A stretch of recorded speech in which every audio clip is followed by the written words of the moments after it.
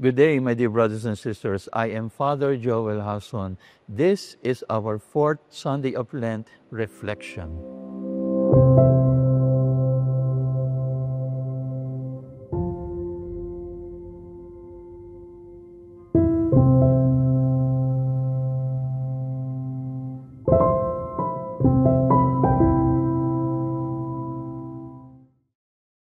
In the fourth Sunday of Lent, we are still reflecting on the Gospel of Luke.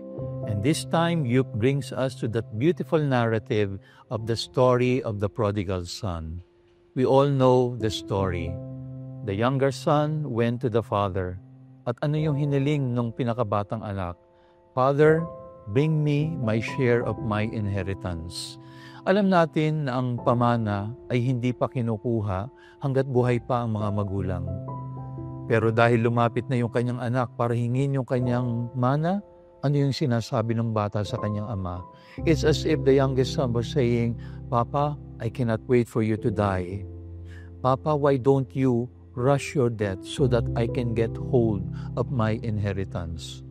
And because the father was also prodigal in his love, ibinigay ng ama yung kanyang pamana dun sa anak. And the story says, the youngest son went away and squandered all of his inheritance in loose living, until he recognized that the most important gift is not the inheritance, but the father. Ano yung pagkakasala ng anak dito sa kwentong ito? The sin of the youngest son is he doubted the fatherhood of his father. Pinagdudahan niya ang pagkaama ng kanyang ama. What do we mean by this? John Paul II says, what is sin? Sin is when we doubt the fatherhood of God. What does he mean by that?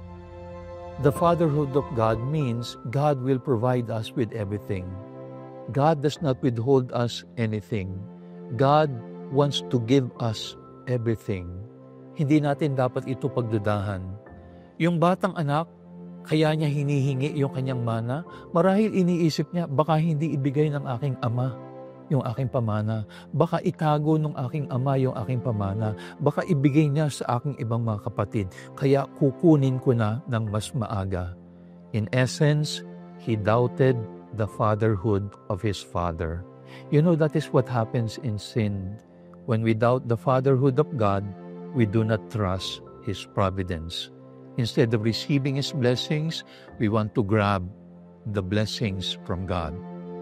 Naalala ko minsan, meron akong kaibigan na dinalaw sa ospital. Yung kanyang anak ay nagkaroon ng 3rd and 2nd degree burns. Nung dinalaw ko siya, tinanong ko, what happened? Ang sabi niya sa akin, Father, yung asawa ko, nagluto siya ng sopas, mainit na sopas. Dahil napakainit pa, ito ay aking pinalalamig, hinahalo ko. Itong anak kong ito, hindi makapaghintay, hinablot sa akin yung mainit na sopas. At dahil doon, natapunan siya ng mainit na sopas. He got some burns on his faces, on his arm. Ang hindi ko malilimutan ay yung sinabi ng tatay. Ang sabi niya sa akin, ito naman kasing anak kong ito, para sa kanya din naman ito kung naghintay lamang sana siya. That is an illustration of what sin is. Siguro yung bata iniisip niya, hindi ibibigay ng tatay ko yung sopas. Baka hindi niya ipapakain sa akin ito, kaya kukunin ko na. Whenever we do that, tayo ang nasasaktan, tayo ang napapahamak. That is also what happens in sin.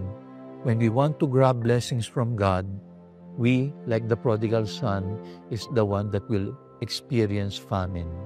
Hopefully, like the prodigal son, we will realize that what is the most important gift? The most important gift is not the inheritance. The most important gift is the Father. Ganon din ang gawin natin ngayon. Let us never doubt the fatherhood of God. Magtiwala tayo na meron tayong Diyos Ama na ibibigay at nais ibigay ang lahat ng mabuti para sa atin. We only have to wait. We only have to trust.